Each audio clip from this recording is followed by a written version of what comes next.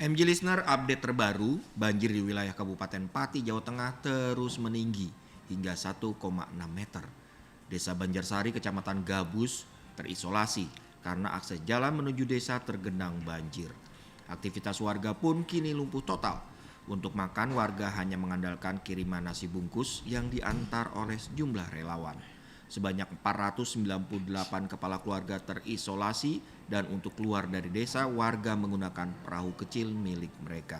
Dan MG Listener, kita akan bergabung dengan koresponden MGN Udin Alinani dari Pati, Jawa Tengah. Udin. Halo Ya, Udin. Bang Ade. Ya, gimana makin tinggi banjir di sana? Ya, benar Bang Ade. Jadi banjir di wilayah Pati, Jawa Tengah ini semakin tinggi, bukannya surut, malah tambah tinggi. Dengan ketinggian air mencapai 1,6 meter di akses jalan keluar dan 1 meter di pemukiman warga. Jadi di desa Banjarsari ini, di Duku Biteng ini, satu-satunya akses jalan keluar ini sudah terendam air dengan setinggi 1,6 meter, Bang Ade. Air ini dari luapan sungai atau apa sih? Ya, tingginya intensitas hujan di wilayah Pati dari sudah hampir 1 minggu ini membuat intensitas Sungai Juwana bertambah, meluap dan merendam permukiman warga.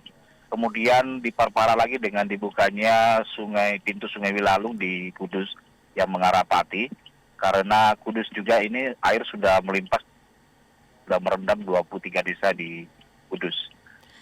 Udin, kalau kita bandingkan dengan hari kemarin, ketinggian air hari ini lebih tinggi atau ada surut? Di sejumlah titik di lokasi banjir di beberapa kecamatan itu semakin tinggi, sementara ada di sejumlah kecamatan juga itu sudah mulai surut. Tapi surutnya pun tidak terlalu banyak, hanya sekitar 5 cm sampai 10 cm. Dan pada sore hari ketika air laut pasang, kembali naik lagi sampai 10 sampai 15 cm. Nah, kalau cuaca siang hari ini di Pati masih mendung atau masih turun hujan? Alhamdulillah untuk siang hari ini cerah. Tapi tadi pagi sempat hujan sebentar, hujan selama 15 menit, kemudian siang ini sudah cerah. Bagaimana dengan kondisi warga terdampak? Masih mengungsi atau bagaimana? Untuk Pati ini memang menjadi klasik banget ya. Dari tahun ke tahun terjadi banjir, warga Pati paling enggan untuk mengungsi karena memang mungkin mereka sudah paham bahwa ini adalah banjir langganan ya, dan dia sudah tahunan, sudah mengetahui bahwa apa yang akan terjadi, sehingga dia membuat ranggon di dalam rumah mereka. Rata-rata mereka membuat ranggong itu rumah-rumah untuk beristirahat di dalam rumah. Jadi apapun yang dilakukan dalam rumah, baik itu memasak, tidur, beraktivitas nonton, apa semua itu di atas ranggon itu. Bagaimana pasokan makanannya gimana tuh ya? Kalau misalnya mereka melakukan aktivitas masak di rumah atau apa? Kalau pasokan makanan, kadang memang kalau untuk pasokan makanannya ini diantarkan sama relawan. Jadi saat ini Pati sudah membuka 6 dapur umum, lokasi dapur umum, dan itu dibagikan ke sejumlah lokasi banjir untuk dibagikan pada warga yang terdampak.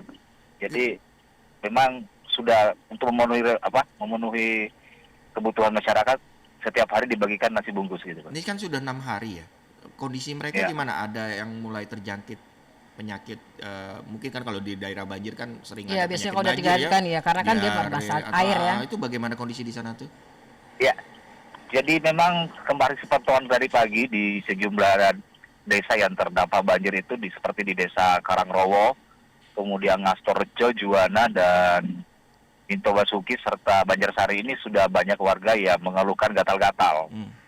Jadi sudah mulai terserang kutu air, kemudian ada yang memang agak nggak enak badan, flu karena memang cuaca yang panas hujan ini, sehingga mereka sangat mengeluhkan itu karena sampai sekarang pemerintah Kabupaten Pati belum menerjunkan tim untuk membuka posko kesehatan, dan memang masyarakat kekurangan obat, sehingga mereka berharap ini obat dan logistik cepat bisa disalurkan ke warga yang terdampak banjir. Jadi artinya bahwa nakes tim kesehatan memang belum ada sampai ke lokasi ya?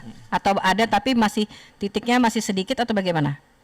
Iya memang, jadi tim kesehatan itu lebih bantuan untuk tim kesehatan di sejumlah titik terdampak banjir ini memang belum rata karena memang masih di saat ini ada sejumlah desa yang memang terisolir.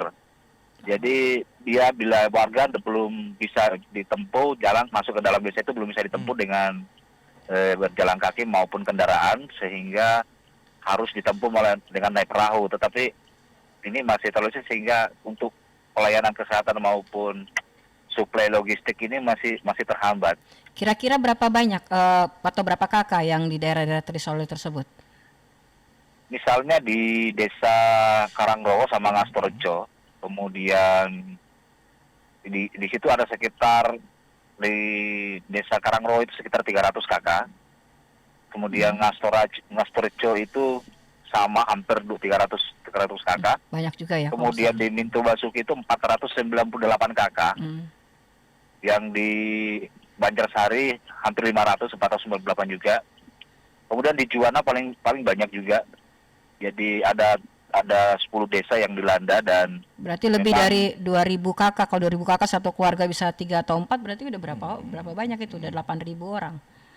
Iya, hampir ribuan jiwa yang terdampak, Mbak. Artinya kalau tadi pos kesehatan belum ada, kalau memang ada yang sakit berat dan terpaksa dievakuasi kemana?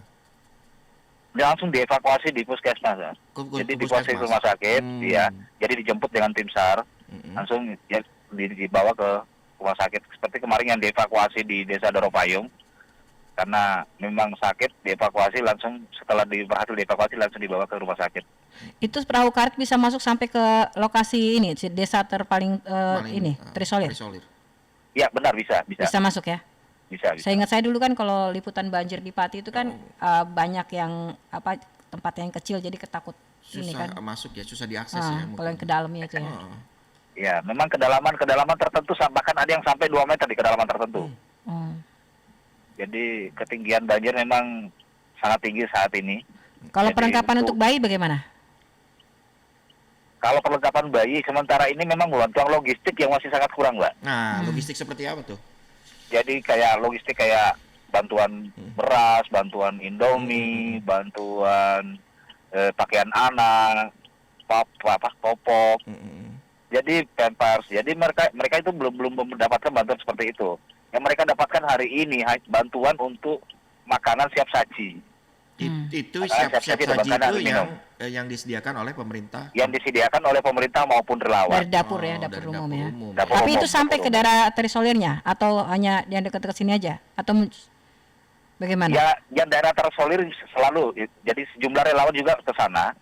Jadi cuma untuk terpenuhi 3 kali sehari itu sulit. sangat sulit gitu.